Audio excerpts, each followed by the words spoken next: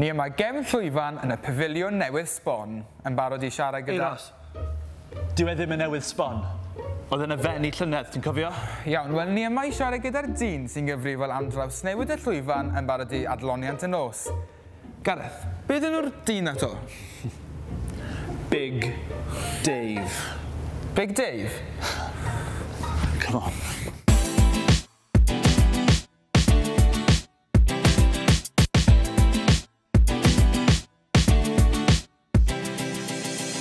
Felly, pam Big Dave?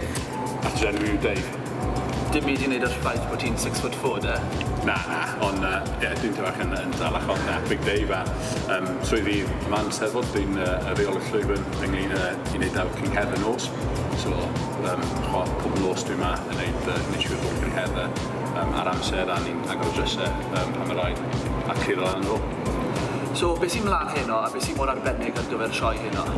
Wel, mae sioe heno, sioe Tudur Owen. Mae fe'n sioe eitha gymleth. Mae lot o stunts mynd mlaen. Mae lot o digwydd ar llwyfan. Mae pobl yn dod mlaen yn wneud bach o sioe. So, mae lot yn digwydd, ddim jyst Tudur yn wneud fel standard. Ie, eitha gymleth yn wneud. Wel, Big Dave, mae pawb yn rhedeg yn wyllt. Fi'n credu eisiau ti fynd sortio nhw mas. Ie, well I yw'n gael y sioe ymlaen ar amser. So, diolch yn gwrdd chi'n ysman. Iawn, dach.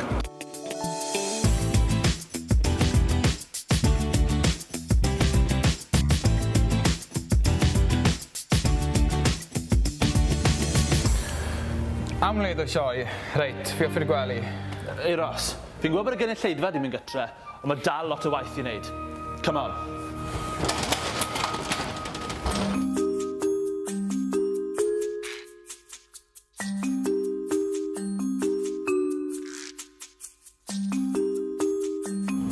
Big Dave, siadathi hynna. Good, ie, na, mae'n sioe arbennig o dda, oedd yn wych. Dwi'n nath y gynulleidfa rili mwynhau, oedd yn sioe arbennig o dda. Right, fi di blino. Ti'n dod Gareth? A fi, pob lwc diolch. Na, boys. Mae yna swydd chi I wneud. Nach chi ddweud bod chi eisiau helpu mas yno.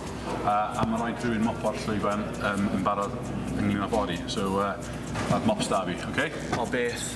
Come on, boys. Come on.